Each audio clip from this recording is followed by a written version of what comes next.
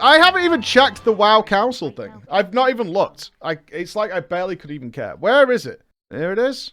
I'm curious as to what they're asking. Are they blasting? Are they coming out guns blazing? Or are they being, like, polite? I'm not sure what rules Blizzard gave them. I assume they gave them some rules. Links to notable discussions. Introduce yourself here. So they've only had 40 replies here. Welcome to the WoW Community Council Forum. This forum is where WoW Community Council members and Blizz reps can post anything related to WoW. Please keep in mind that all the content of this forum are publicly visible. Only Council members and Blizz reps can post here.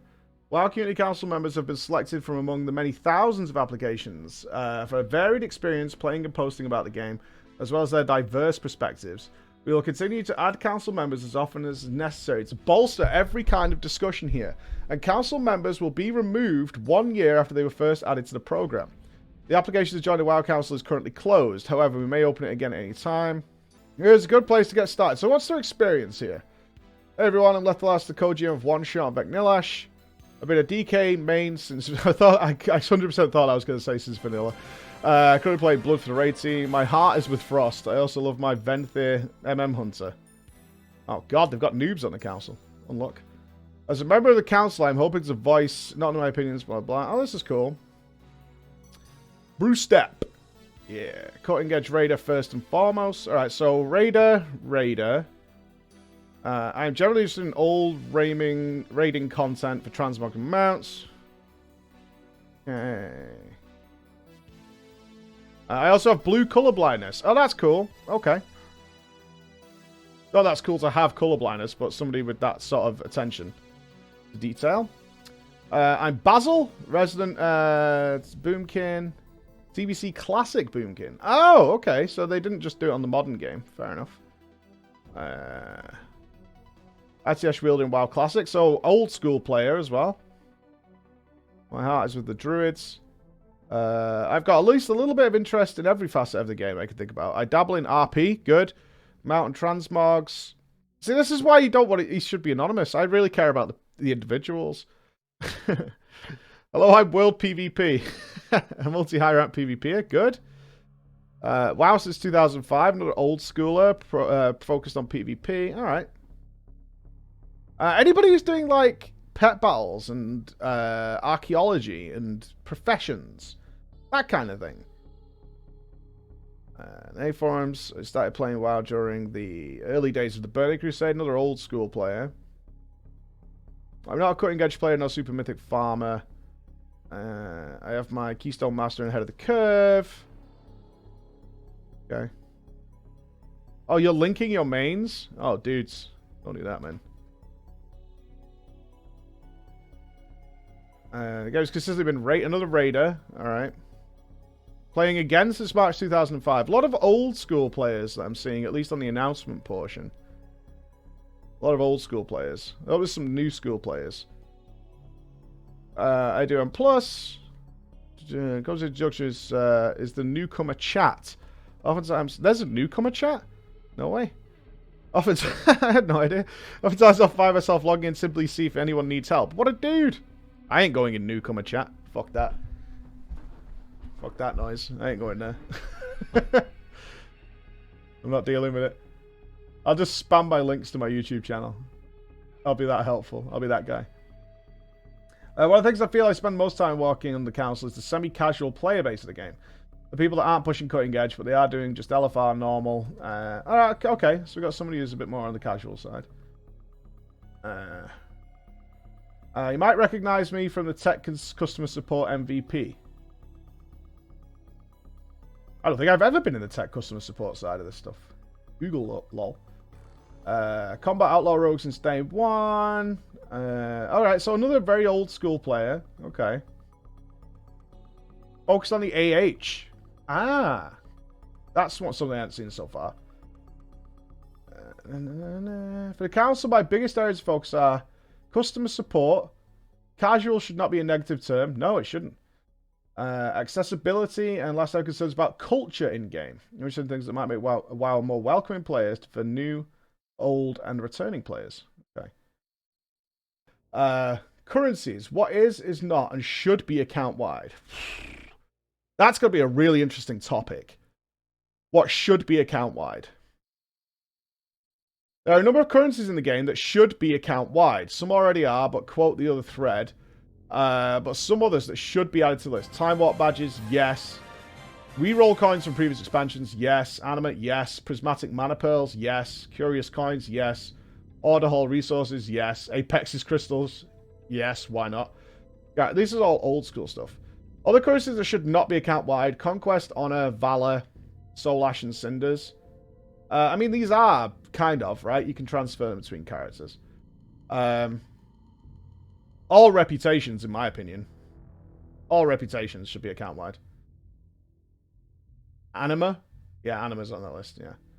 Other items that should be added to the currency test. Marks of Honor, Polished Pet Charms, yes. Trial Style Tokens. Yeah. There's a lot of currencies. Yeah, there's a huge amount. There's a huge amount. But Time Warp badges are for terrible gear. Like, anything that rewards practically terrible gear that you could use on an alt, that should be account-wide. Of course it should. I don't think everything should be. Not everything. But for most purposes, if it's rewarding some really low-level stuff, and mounts, cosmetics, and stuff like that, sure. You're still grinding it out, right? Alt-friendliness. Ooh. Each expansion is pitched as being alt-friendly, but they end up being more unfriendly than the last. True. At this point, it's just a buzzword. When you hear it, you know to expect that if you want an alt, you should probably bite the bullet and multi-box if you want to maintain multiple characters. Look at Shadowlands specifically. I like to go over the systems that were and were not alt-friendly. Alt-friendly, Renown. The fact that his weekly gauge was really good for an expansion-level power system. With all the previous AP systems, there was an immense amount of social pressure put on yourself from external forces. Yeah, if you want to farm endlessly. Saving players from themselves was a good move. I mean, just remove Renown for me. The fact that all the key rewards were account-wide when you unlocked it was great. Not alt-friendly. Mythic Plus rating. In Season 1, there was account-wide progress, and this meant that you could accelerate gear acquisition on alts. However, in Season 2, this was changed to require that rating on each character. The point here is that when we went live in one state, it changed to another after expectations had been set. Ooh, Mythic Plus rating. Huh.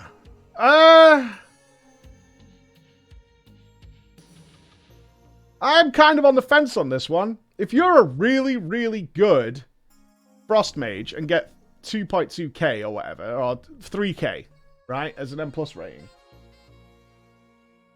but you are dog on your fucking rogue.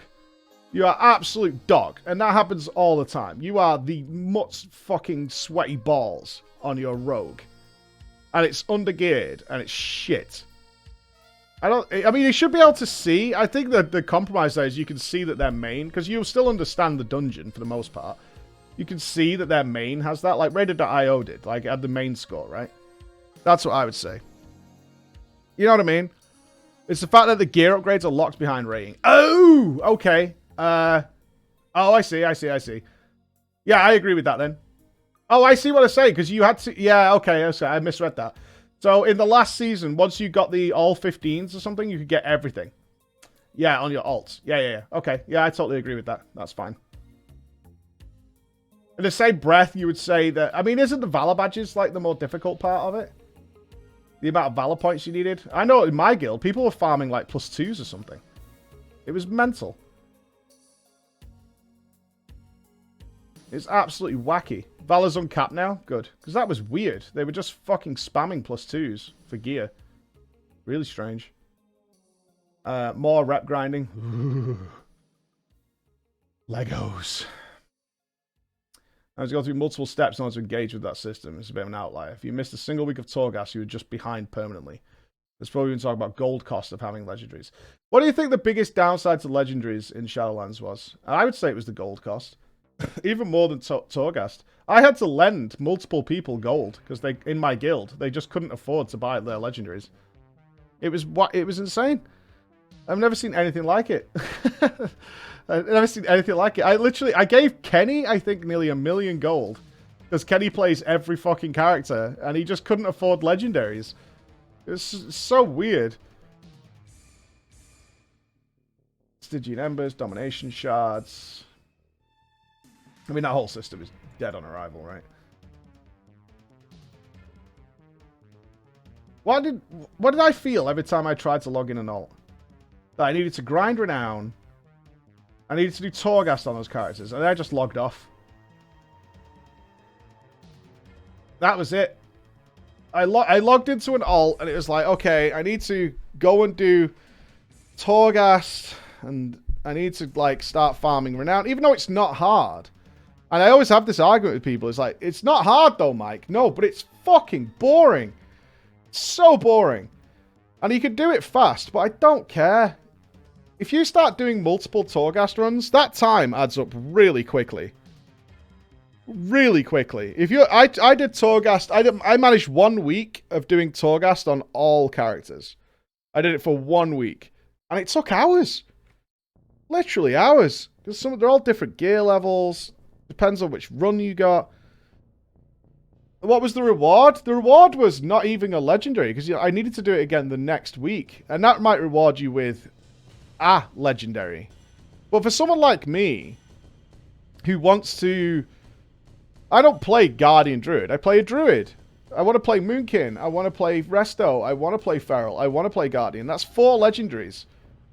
And I ended up, and I'm sure many of you have been in the same boat, I ended up looking at legendaries that just worked across all specs, even though they weren't particularly great, just so I didn't have to fucking farm them. Do you know what I mean? I just ended up looking at dog legendaries, just so I didn't have to fucking play Torghast. That was it. Like, that's how I ended up doing it. I was like, well, which one works across all 4, even if it's, like, mediocre? Oh, what's the RP? I'm really curious about this.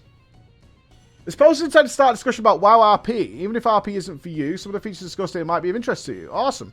RPers are the best people in this game, for the most part. That community is rock and roll. It's unlikely we'll see features specifically targeting role players, which it should. You make up a small portion of the player base, but we can still hope. More features, more interest, right? That's how it works. You throw attention at it, and then you're likely to get some more interest. Here are a few useful links to other posts in Community Council who thought were relevant to this post. Oh, it's like a summary. Dude, just go and have a look at the RP servers. Those guys are having a blast. They're having so much fun. Expression. More character customization options. Who doesn't want that? No, not just new hairstyles, but new types of customization. About a height slider that changes the size of your model. Didn't they say they can't do this because of how the clipping and stuff works? What's up, mate? The aliens are attacking. Excellent. Can they attack in the living room? Awesome. Thanks, boys. We can make glasses. Oh, glasses would be good. Customization options, not just transmog. I'd never take my glasses off. I am going to wear a hat. Transmog. Oh, where to start? Oh, interesting. I don't want to get too specific about particular pieces, except the Kultir and beanies. Give us those. But let's get more civilian clothing available at the very least. Absolutely. 100%. How about transmogging gloves and boots separately, just like we can do with shoulders? Can we get models for necklaces and rings? Can we get better options for showing and hiding hair, horns, or other things when wearing hats and helmets? Fully agree. Not just even from an RPF perspective. Class customization. You're a mage. Why shouldn't you be able to have your eyes glow when you cast spells? I mean... Chris! Go back to Wrath of the Lich King and find the video I did on this. Of Kata. 100%. Being able to... I don't get... It doesn't seem that impossible to me, but maybe somebody knows better than I do. That you should be able to fully customize your spell colors. You should totally be able to do that. Same spell, just different colors. That'd be so good. And we made this video, I think, in Cataclysm, because other games were doing that. Yeah, it was after Green Fire was out. It's like, I should totally be able to, like... There should be a profession that allows you to alter the color of your spells. I would love my pyro. I want, when I'm playing a fire mage, right?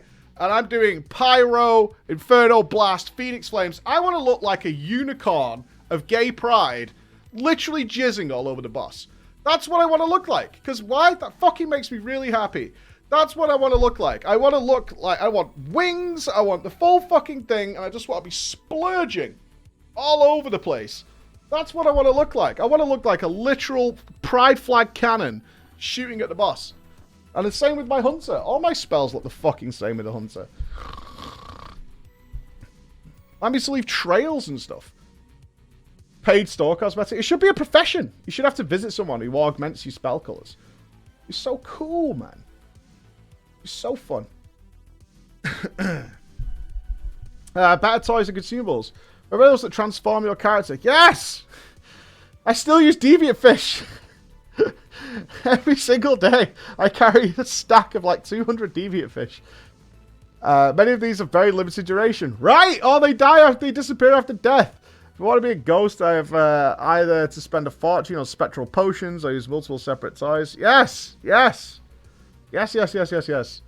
With transmog, there used to be the argument, and I'm not sure if Blizzard make this, that it was wrong to use multiple transformations all the time because people couldn't tell what gear you had, but that's no longer even remotely relevant at all. Also, in PvP, especially in casual BGs and stuff like that, you should be able to add way more comedy stuff. In non-serious, non-rated content, like a mage's sheep should be able to turn you into a clown, a fucking snowman, all sorts of shit. Or at least make it a themed week where that happens. Like, it should totally make it that happen. More animated emotes.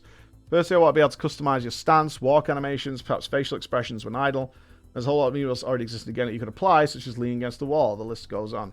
Yeah, yeah. Slice intent. Alright, alright, alright. Player housing. One day. Better guild customization. All the old icons and colors haven't aged particularly well. I would like to see more options for guild mounts, pets, banners, toys, transmogs. Guild housing. Yeah, yeah, yeah, yeah, yeah, yeah. Cross-faction. I think this is coming at this point, right? The player base has gotten too small. I imagine they're going to do this. A dungeon master mode. This mode would allow you to temporarily phase an area so that you and your friends can temporarily roleplay in that area by yourselves. Ooh! Well, I like that. Heck, let us place objects and NPCs in there. Oh, I mean, even for the cinematic option? Oh, baby, yeah. That would be so sick, Chris. Imagine what we could do with that, Chris. So fun. Essentially playing D&D and WoW? Oh, God, yeah. That would be so good. So good. I mean, such a great way to advertise the game as well is to have people create their own in-game cinematics, essentially, without having to use the machinima tools. Dungeon and raid area accessibility. Let's add a new dungeon and raid difficulty. The problem is, they'd release this, and within at least 3 minutes, someone will have a video of Queen Ashara doing some filthy fucking shit. Like, especially if they allowed you to add dialogue options to them so you could play out a scene. They would, man. Somebody would have Queen Ashara but fucking Nathanos within like 2 minutes. Like, zero downtime at all. Somebody would have that done. You know it. You know it. Which is, I mean, that's fine. I don't actually have a problem with that. I think Blizzard has a problem with that. Like, we can't we can't have this tool, which would be awesome because somebody's going to abuse it. Dude, you could buy a birthday cake and somebody's going to try and sit and fart on it. There's no getting around the degeneracy of gamers. There's just no getting around it. It doesn't matter how innocent it is. So you just kind of have to deal with that as you go. Right? It already, yeah, exactly. It already exists. People who really want to see that are going all out. A phase toggle for raids, allowing everyone in the raid to be in the same place. You can already do this with party sync, but it doesn't work for raids. Oh, very cool. World. Let's at least get some graphical updates for Stormwind and the other major cities. They were particularly dated in comparison to the new zones. Give us back our cities. And a few more while we're at it. Gilneas, Surumar, Undercity, Nomragon, Mechagon, Teldrassil. And more. Why not? I like this person. This person is legit. Yeah. 10 out of 10. Not even an RP here. Wonderful suggestions. Absolutely wonderful suggestions. Let me start with saying the Mage Tower is awesome. I've rarely had more fun dying over and over and slowly making changes to get further into the fights and closer to my elusive transmog sets. I'm happy that it's a difficult challenge, not a pushover. Yes, there are tons of posts complaining about it's too hard, impossible, or a waste of time. The beauty of it is that there is no power gain associated with the Mage Tower. All you can get is cosmetics for completing a very challenging solo encounter. If the Mage Tower had been a pushover, we'd have the same post in reverse. What a joke, not worth the wait. Frankly, I'm glad it's the former. With all that said, it would be tragic to put all the pulls and effort into the Mage Tower deactivate before getting rewarded for a kill. Oh, this is they're closing it again, right? They're still going ahead with just not leaving it open. Yeah. They're still going ahead with that. Master Looter. Oh, God. Master Looter. A topic where a decent portion of the cutting edge and more casual Mythic players agree and disagree. On top of the developers giving their philosophy prior, that said, I thought this would be bring up in part due to a recent statement based on external players buffs by Sigma. One of the most difficult aspects of this topic is social tension. Sometimes people argue with their teammates about buffs. It's very understandable to me why one possible response someone might have for it is that it can put you at odds with your own group mates. So stamp it out. The flip side of it is this is part and parcel of playing with real people in a large cooperative group, preserving the human element of group play in WoW, not boiling it down to predictable mechanical interactions. It's an important value. See, for example, the common lament that group finder content has lost of the human interaction from the experience. Mechanics that involve interacting with group mates bring out both the good and the bad of that, and that might be better than having neither, as well as revisiting a topic where there might be a philosophical change. Yeah, I agree with that entirely. What is Master Looter? Yeah. I mean, I wanted it from the... I mean, I'm very one-sided on this because, one, I don't care about a ninja. I really don't care. I'm just not going to play with them again. And two, I've been surrounded by people who are generally really good about it for the last 10 years, pretty much. So it's never been an issue for me. But I do a show called Drama Time where I endlessly hear about people being abused over items. And as we know, looking at that Warforged thread, people really care about loot. Really care. I still want Master Looter back, though. It's crazy that Source Tower balanced the Mage Tower, let it open only 2 weeks. Yeah, I know. It's a weird decision. I mean, I don't think they... Honestly, having spoke to them, I'm not sure how it is now, but it's not something they particularly thought too much about, I don't think. When you speak to them about stuff like this, it's usually just a case we just didn't think about that aspect of it. They are human after all, but they have had time to change it now, and they're still going to close it, so... Enjoyment of watching the race to world first and how to make it better. Conversations are happening about the race to world first, and it's getting my jimmies all rustled. One of the things I look forward to the most at the start of a new patch, since it's the real birth in BFA, is watching the race to world first. Guilds like Echo, who? Limit, who? Method, who? Pieces, winners, Fat Shark, yes, and many more, all tearing through the Mythic Raid at a pace no one else can, showcasing their expertise of their class and working as a cohesive unit to kill bosses as quickly as possible, and broadcast in many ways. It never gets old. One of the coolest things to watch is the adaptation. For example, in the most recent Race to World First, Echo discovered at the Enraged time that Sylvanas did not in fact die at 50%. Yeah. It was assumed that she would then die at 45%, which ended up being the case. I think I showed you the conversations where we were like sending videos backwards and forwards to Limit as well, where we did see some kills happening at like 49.2. If it wasn't for that thing that someone discovered saying 45, there would definitely have been way more pulls there, because they were analysing this video. I think it was Vappies who said this video, like she died here at 49.2, and here she died at 49.6. And she was still casting something in Echo's one. But Echo somehow managed to, over the course of many pulls and planning, squeak out an additional 5% damage on Sylvanas. Wasn't that close. It was a pretty scrappy pull where they got the 50. The same amount of times they barely crossed the 50%. There's no other word for it other than amazing. It was true. One thing I think we can also agree on is the most recent race is that the number of bosses, Guardian, KT, were big letdowns. We expected Guardian... Oh, that was sad, wasn't it? Do you feel bad for Guardian? I do. Who got the rawest deal, Guardian or Kel'Thuzad? Who got the rawest deal in the latest raid? I mean, I think it was Kel'Thuzad, right? Yeah, KT got the rawest deal. Yeah, for sure. Poor old KT. We expected Guardian to be the new Sludgy, which people like Limit Max had already expressed as one of the most perfectly tuned bosses ever, and instead it just kind of fell over. On the flip side, Painsmith was the second best example of adaptation we saw in the raid, and its submission spike road with no gaps. Amazing. It just never gets old. So going forward, the repetitive theme here is adaptation. A lot of the new Mythic mechanics are known well in advance to the race due to Mythic testing in the Dungeon Journal, but I would like to see Mythic testing stop. I know it won't forever happen, but would it really be such a thing to let the Mythic Dungeon Journal locked until after the race? Or open it until X number of guilds kills the Mythic encounter? There's something that won't affect you or me in the game, but it would be enjoyment of race to world first even better. Yeah. Sounds good. Sounds good to me. If they, as long as the bosses aren't broken, that's the fear that I have about it. Is all too often in the past, when they didn't do the testing, the bosses were just flat out fucking broken. That's the issue. I don't know who's doing their internal testing anymore. I did know who used to do it, and they don't do it anymore. I would really like to know who's doing the internal testing. This isn't that bad. I've got to be honest, man. This council thing ain't that bad. This is all kind of cool stuff.